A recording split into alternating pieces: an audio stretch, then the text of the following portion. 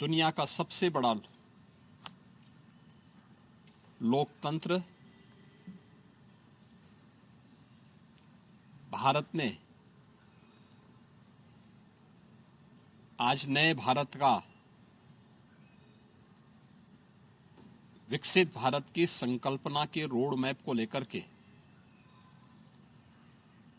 अपना नया बजट देशवासियों के सामने प्रस्तुत किया है। मैं सबसे पहले देश के यशस्वी प्रधानमंत्री आदरणीय श्री नरेंद्र मोदी जी के प्रति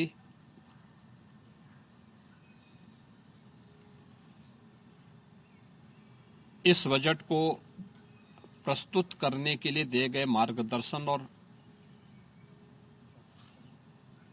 उनके निर्णायक नेतृत्व के लिए हृदय से आभार व्यक्त करता हूं।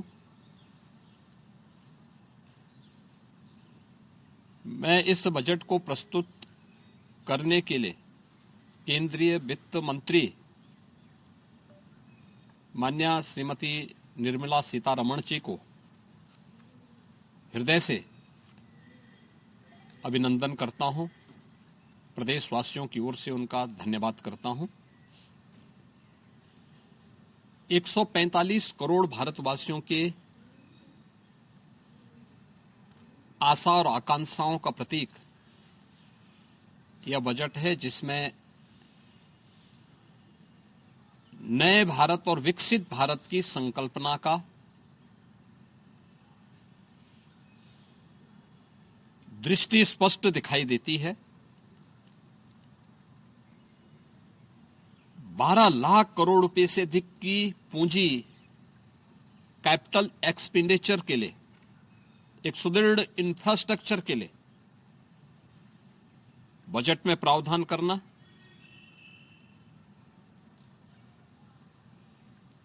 सात रेल कॉरिडोर के निर्माण के लिए प्रावधान करना, आयुष सेक्टर को विकसित करने के लिए और हेल्थ सेक्टर को मजबूती करने के साथ साथ आम नागरिक के लिए और खासतौर पर उसमें भी महिलाओं पर केंद्रित करते हुए उस पर जोर देना, हर जनपद में महिलाओं के लिए, कामकाजी महिलाओं के लिए छात्रावास के निर्माण का कार्य हो या स्टेम, साइंस, मैथ्स, स्टैटिस्टिक्स और इमर्जिंग टेक्नोलॉजी से जुड़े हुए छात्रावास के निर्माण के लिए सहयोग करने का, युवाओं के सपने को एक नई उड़ान देने के लिए उनके लिए बेहतरीन इंफ्रास्ट्रक्चर से युक्त सुविधाएं उपलब्ध कराने के लिए ऐसे हॉस्टल के निर्माण का कार्य हो, नौजवानों के लिए हर एक सेक्टर में अवसर उपलब्ध हो, यह सबके साथ साथ जो व्यापक रिफॉर्म के साथ अलग अलग सेक्टर में रिफॉर्म को लेकर के जो बजट प्रस्तुत किया गया है, यह आम नागरिकों के जीवन को सहज और सरल बनाने में मदद करेगा, भारत की अर्थव्यवस्था को तेजी के साथ आगे बढ़ाने में यह बजट मददगार साबित होगा। युवाओं के लिए, महिलाओं के लिए, अन्नदाता किसानों के लिए, उद्यमियों के लिए, आम नागरिक के लिए भी ये नए अवसर को प्रदान करने वाला बजट है। मैं बजट के प्रावधानों का स्वागत करता हूं। आम नागरिक के लिए, जिसने बजट के लिए जो बड़ी आशा भरी निगाहों से जो व्यक्ति देख रहा था, खासतौर पर मध्यम वर्गीय परिवार, गत वर्ष देश ने जीएसटी रिफॉर्म को देखा है, आम नागरिक उसका लाभ लिया है। इनकम टैक्स एक्ट को अप्रैल से लागू करने की घोषणा, उसको सरलीकृत करने,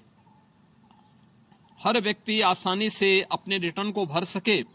इस दिशा में उठाया गया कदम भी स्वागत योग्य है, जिससे अधिक से अधिक व्यक्ति इनकम टैक्स की तरफ आकर्षित होगा और इनकम टैक्स का अपना रिटर्न भरने के लिए आकर्षित होकर के प्रवर्तमान नेशनल बिल्डिंग के कार्यक्रम में वह भी अपना योगदान दे सके। इस दृष्टि से यह अत्यंत महत्वपूर्ण कदम है। मैं कह सकता हूं कि यह बजट समाज के प्रत्येक तबके को, युवा हो, महिलाएं हो, अन्नदाता किसान हो, उद्यमी हो, इन सब को ध्यान में रख करके बनाया गया नए भारत का,